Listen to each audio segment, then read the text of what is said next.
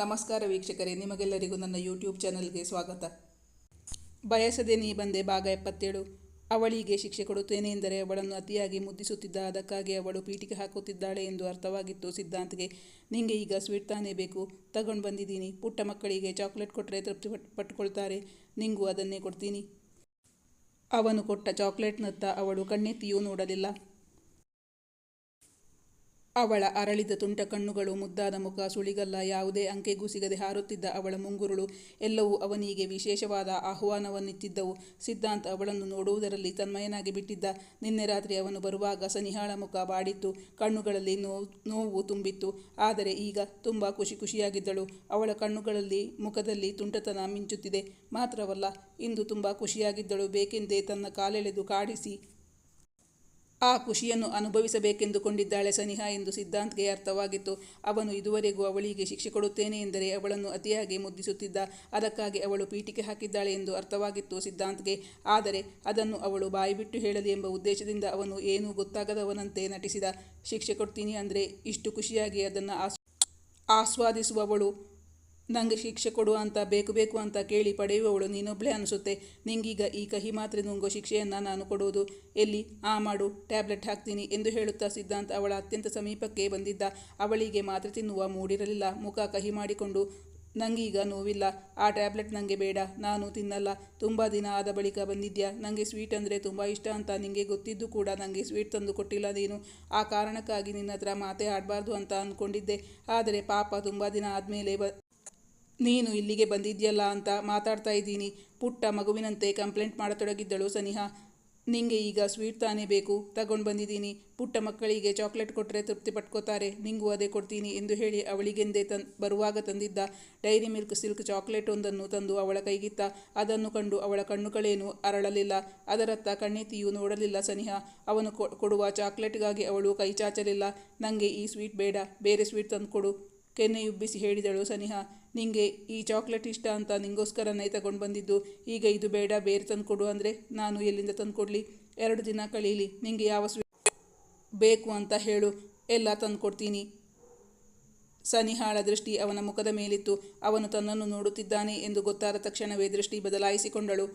ಪುಟ್ಟ ಮಗುವೊಂದು ತಾನು ಕೇಳಿದ್ದು ಕೊಟ್ಟಿಲ್ಲವೆಂದು ತಾಯಿಯ ಬಳಿ ಮುನಿಸಿಕೊಂಡು ಮುಖ ಊದಿಸಿಕೊಂಡು ಕೂತಂತೆ ಕುಳಿತಿದ್ದಳು ಸನಿಹಾ. ಅವಳನ್ನು ಕಂಡಾಗ ಅವನಿಗೆ ನಗು ಬರುತ್ತಿತ್ತು. ನಗುವನ್ನು ಬಲವಂತದಿಂದ ತಡೆದುಕೊಳ್ಳುತ್ತಾ, ಈ ಮುನಿಸಿಕೊಂಡಿರೋ ಮಗುನ ಹೇಗಪ್ಪ ಸಮಾಧಾನ ಮಾಡೋದು? ನಿಂಗೆ ಏನು ಬೇಕೋ ಅದನ್ನು ಬಾಯ್ಬಿಟ್ಟು ಹೇಳು ಎಂದು ಅವಳನ್ನೇ ಕೇಳಿದ. ಅವಳ ಇಂಗಿತ ಅವನಿಗೆ ಅರ್ಥವಾಗಿತ್ತು.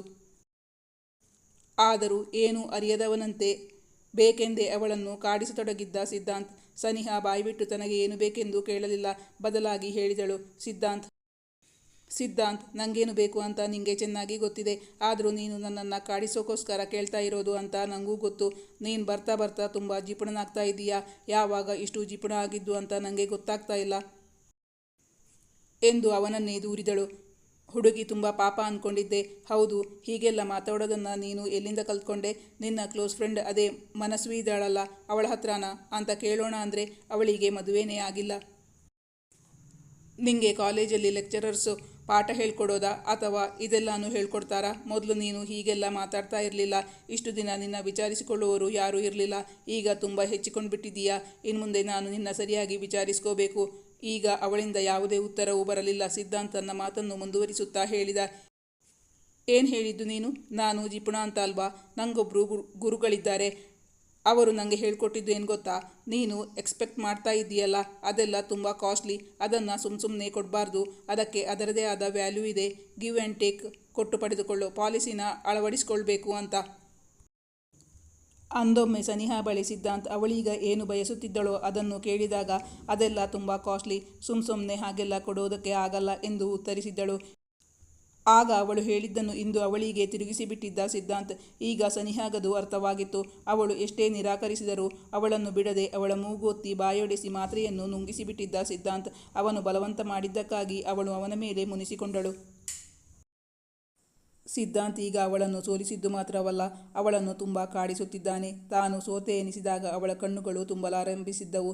ತಕ್ಷಣವೇ ಸಿದ್ಧಾಂತ್ಗೆ ಅದು ಅರಿವಾಗಿ ಅವನು ಅವಳ ಸಮೀಪ ಬಂದು ಅವಳ ಸೊಂಟಕ್ಕೆ ಕೈ ಹಾಕಿ ಅವಳನ್ನು ತನ್ನ ಬಳಿಗೆ ಎಳೆದುಕೊಂಡು ಹೇಳಿದ. ಸಾನು, ಡಾಕ್ಟರ್ ಕೊಟ್ಟ ಔಷಧಿ ತೆಗೆದುಕೊಳ್ಳಲೇಬೇಕು. ನಿನ್ನ ಒಳ್ಳೆಯದಕ್ಕೆ ನಾನು ಬಲವಂತ ಮಾಡಿರೋದು. ಇದರಲ್ಲಿ ಸೋಲು ಗೆಲುವಿನ ಪ್ರಶ್ನೆ ಎಲ್ಲಿಂದ ಬಂತು? ಇಷ್ಟಕ್ಕೆಲ್ಲ ಯಾರಾದರೂ ಅಳ್ತಾರಾ? ನಿಂಗೆ ಯಾವ ಸ್ವೀಟ್ ಬೇಕು ಹೇಳು, ಈಗಲೇ ತಂದು ಕೊಡ್ತೀನಿ.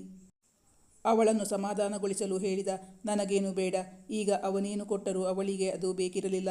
ಸನಿಹಾ ಅವನಿಂದ ಬಿಡಿಸಿಕೊಂಡು ದೂರ ಸರಿಯಲು ಪ್ರಯತ್ನ ಪಡುತ್ತಿದ್ದಳು. ಅವನೀಗ ತುಂಬ ಜಾಗ್ರತೆಯಿಂದ ಅವಳನ್ನು ಹಿಡಿದುಕೊಳ್ಳಬೇಕಾಗಿತ್ತು. ಇಲ್ಲದೇ ಇದ್ದಲ್ಲಿ ಅವಳಿಗೆ ನಿನ್ನೆ ಏಟು ಬಿದ್ದ ಜಾಗಕ್ಕೆ ನೋವಾಗುವ ಸಾಧ್ಯತೆ ಇತ್ತಲ್ಲ. ಅದಕ್ಕಾಗಿ ಸಿದ್ಧಾಂತ ಆದಷ್ಟು ಜಾಗ್ರತೆಯಿಂದಲೇ ಅವಳ ಸೊಂಟವನ್ನು ಬಳಸಿ ಅವಳನ್ನು ತನ್ನ ಬಳಿಗೆ ಎಳೆದುಕೊಳ್ಳುತ್ತಿದ್ದ. ಸನಿಹಾ ಅವನಿಂದ ದೂರ ಸರಿಯಲು ವ್ಯರ್ಥ ಪ್ರಯತ್ನ ಮಾಡುತ್ತಲೇ ಇದ್ದಳು. ಅವಳಿಗೀಗ ಅವನ ಮೇಲೆ ವಿಪರೀತವಾದ ಸಿಟ್ಟು ಬಂದು ಬಿಟ್ಟಿತ್ತಲ್ಲ. ಅಷ್ಟರಲ್ಲಿ ಸಿದ್ಧಾಂತ್ನ ಸೆಲ್ಫೋನ್ ಹೊಡೆದುಕೊಳ್ಳಲಾರಂಭಿಸಿತ್ತು. ಅವನು ಅವಳನ್ನು ಬಿಟ್ಟು ದೂರ ಸರಿದು, ಯಾರೋ ಕಾಲ್ ಮಾಡ್ತಾರೆ ಅಂತ ನೋಡಿಬಿಟ್ಟು ಬರ್ತೀನಿ. ಅಷ್ಟು ಹೊತ್ತು ನಿಂಗೆ ರೆಸ್ಟು, ಆಮೇಲೆ ಬಂದು ನಿನ್ನ ಸರಿಯಾಗಿ ವಿಚಾರಿಸ್ಕೋಬೇಕು ನಾನು ಎಂದು ಹೇಳಿ ಅವಳತ್ತ ಕಣ್ಣು ಹೊಡೆದು ಅವನು ಅಲ್ಲಿಂದ ಹೊರಟ. ಎಷ್ಟೋ ದಿನಗಳ ಬಳಿಕ ಸಿಕ್ಕಿದ ಏಕಾಂತ, ಇಂದು ಅದನ್ನು ಸದುಪಯೋಗಪಡಿಸಿಕೊಳ್ಳಬೇಕು ಎಂದು ಪ್ರಯತ್ನ ಪಡುತ್ತಿದ್ದ ಸಿದ್ಧಾಂತ್. ಇನ್ನು 1 ನಿಮಿಷ ಕಾಲಾವಕಾಶ ಸಿಕ್ಕಿದ್ದರೂ ಅವಳನ್ನು ಸಮಾಧಾನಪಡಿಸುತ್ತಿದ್ದನೇನೋ. ಆದರೆ ಅಷ್ಟರಲ್ಲಿ ಫೋನ್ ಹೊಡೆದುಕೊಂಡು ಬಿಟ್ಟಿತ್ತು. ಇದೇ ಸಮಯಾವಕಾಶಕ್ಕಾಗಿ ಕಾದು ಕುಳಿತಿದ್ದಳು ಸನಿಹಾ. ಅವನು ರೂಮ್ನಿಂದ ಹೊರ ಹೋಗುತ್ತಿದ್ದಂತೆಯೇ ಅವಳು ರೂಮ್ನ ಬಾಗಿಲು ಹಾಕಿ ಬೋಲ್ಟ್ ಮಾಡಿಕೊಂಡಳು. ನೀನು ಏನು ಬೇಕಾದರೂ ಮಾಡ್ಕೋ, ಎಷ್ಟು ಬೇಕಾದರೂ ಬಾಗಿಲು ಬಡಿ, ಆದರೆ ನಾನೀಗ ಬಾಗಿಲು ತೆಗೆಯೋದೇ ಇಲ್ಲ ಎಂದು ತನಗೆ ತಾನೇ ಹೇಳಿಕೊಂಡಳು ಸನಿಹಾ. ಸದ್ಯ ಅವಳಿಗೆ ಅವನಿಂದ ಬಿಡುಗಡೆ ಸಿಕ್ಕಿತ್ತಲ್ಲ. ಸಿದ್ಧಾಂತ್ ಫೋನ್ ತೆಗೆದು ನೋಡಲು ಲಾಯರ್ CVJ ಅವರು ಅವನಿಗೆ ಕರೆ ಮಾಡಿದ್ದರು. ಅವರಿಗೆ ನಿನ್ನೆ ರಾತ್ರಿ ತಲುಪಿದ ವಿಚಾರ ತಿಳಿಸಿದ ಸಿದ್ಧಾಂತ್. ಅವನು ಅವರೊಂದಿಗೆ 5 ನಿಮಿಷಗಳಷ್ಟು ದೀರ್ಘಕಾಲ ಮಾತುಕತೆ ಮಾಡಿದ ಬಳಿಕ ಬಂದು ನೋಡಲು ಸನಿಹಾ ಒಳಗಿನಿಂದ ರೂಮ್ ಲಾಕ್ ಮಾಡಿಕೊಂಡು ಕುಳಿತಿದ್ದು ಅವನ ಗಮನಕ್ಕೆ ಬಂದಿತ್ತು. ಈಗ ಸಿದ್ಧಾಂತ್ಗೆ ಹೇಗಾದರೂ ಮಾಡಿ ಅವಳನ್ನು ಒಲಿಸಿಕೊಳ್ಳಲೇಬೇಕಾಗಿತ್ತು. ಅದಕ್ಕಾಗಿ ಹೇಳಿದ. ಸಾನು, ಲಾಯರ್ CVJ ಅವರು ನನಗೆ ಕಾಲ್ ಮಾಡಿದ್ದು. ನಾನೀಗ ತುಂಬ ಇಂಪಾರ್ಟೆಂಟ್ ವಿಷಯವೊಂದನ್ನು ನಿಂಗೆ ಹೇಳಬೇಕು. ನಿಂಗೆ ಕೇಳೋ ಆಸಕ್ತಿ ಇದ್ದರೆ ಬಾಗಿಲು ತೆಗಿ, ಹೇಳ್ತೀನಿ. ಅಷ್ಟು ಮಾತ್ರ ಅಲ್ಲ, ನಾನು ನಿಂಗೇನೋ ಕೊಡಬೇಕು. ಅದು ನೀನು ತುಂಬ ಇಷ್ಟಪಡುವಂಥದ್ದು. ಬಾಗಿಲು ತೆಗಿ ಸಾನು. ಅವಳನ್ನು ಅನುನಯಿಸಲು ನೋಡುತ್ತಿದ್ದ. ಅವನು ಹೊರಗಿನಿಂದ ಹೇಳುವುದೆಲ್ಲ ರೂಮ್ನ ಒಳಗಿದ್ದ ಸನಿಹಾಗೆ ಕೇಳಿಸುತ್ತಿತ್ತು. ಅವಳು ಕೂಡ ಸುಮ್ಮನಿರಲಿಲ್ಲ. ಅವನನ್ನು ಆಟವಾಡಿಸುತ್ತಿದ್ದಳು. ಹಾಂ ಬಂದೆ, ಬಾಗಿಲು ತೆಗೀತೀನಿ ಎಂದು ದೊಡ್ಡದಾಗಿ ಹೇಳುತ್ತಾ ಅವಳು ಬಾಗಿಲ ಬಳಿ ಬಂದು ಬೇಕೆಂದೇ ಬೋಲ್ಟ್ ತೆಗೆದು ಓಪನ್ ಮಾಡಿ ಅವನು ಬಾಗಿಲ ಬಳಿ ಬರುತ್ತಿದ್ದಂತೆಯೇ ತಕ್ಷಣವೇ ಬಾಗಿಲು ಹಾಕಿಕೊಂಡು ಮತ್ತೆ ಬೋಲ್ಟ್ ಮಾಡಿಕೊಂಡಿದ್ದಳು. ಅದ್ಯಾವ ಇಂಪಾರ್ಟೆಂಟ್ ವಿಷಯ ಇದ್ದರೂ ನಿನ್ನ ಹತ್ರನೇ ಇರಲಿ, ನಂಗದೆಲ್ಲ ಬೇಡ. ನೀನು ನನ್ನ ಏಮಾರಿಸಬಹುದು ಅಂತ ಅಂದ್ಕೊಂಡಿದ್ದೀಯಾ? ಅದೆಲ್ಲ ಸಾಧ್ಯನೇ ಇಲ್ಲ ಎಂದು ರೂಮ್ನ ಒಳಗಿನಿಂದಲೇ ಹೇಳಿದಳು ಸನಿಹಾ. ಸಾನು, ನಿಜ ಹೇಳ್ತಾ ಇದ್ದೀನಿ, ನಿಜವಾಗ್ಲೂ ಸುಳ್ಳು ಹೇಳ್ತಾ ಇಲ್ಲ. ನಾನು ಬರ್ತಾ ದಾರಿಯಲ್ಲಿ ಸಿಕ್ಕಿದ ಸ್ವೀಟ್ ಶಾಪ್ ಒಂದರಿಂದ ನಿಂಗೋಸ್ಕರ ಅಂತಾನೆ ಬಾದುಷಾ ತಗೊಂಡು ಬಂದಿದ್ದೀನಿ. ನೀನು ಸ್ವೀಟ್ ಬೇಕು ಅಂತ ಹೇಳಿದ್ಯಲ್ಲ, ಬಾಗಿಲು ತೆಗೆದ್ರೆ ಖಂಡಿತ ಕೊಡ್ತೀನಿ. ನಿನ್ನೆ ನಿಂಗೆ ಏಟಾದಾಗ ಕೊಡೋಕೆ ಸಾಧ್ಯ ಆಗಲಿಲ್ಲ. ನಿಜವಾಗ್ಲೂ ಸಾನು, ನಮ್ಮಮ್ಮನ ಮೇಲೆ ಆಣೆ ಮಾಡಿ ಹೇಳ್ತಾ ಇದ್ದೀನಿ. ಅವನು ತಾಯಿಯ ಮೇಲೆ ಆಣೆ ಮಾಡಿ ಹೇಳುತ್ತಿದ್ದಾನೆ ಎಂದರೆ ಅದು ಸತ್ಯವೇ ಎಂದು ಅವಳಿಗೆ ಅರಿವಾಯಿತು. ಅವಳು ಯಾವುದೇ ಕಾರಣಕ್ಕೂ ಬಾಗಿಲು ತೆಗೆಯುವುದಿಲ್ಲವೆಂದು ಅರಿವಾದಾಗ ತನ್ನ ಕೊನೆಯ ಅಸ್ತ್ರವನ್ನು ಬಳಸಿದ್ದ ಸಿದ್ಧಾಂತ್.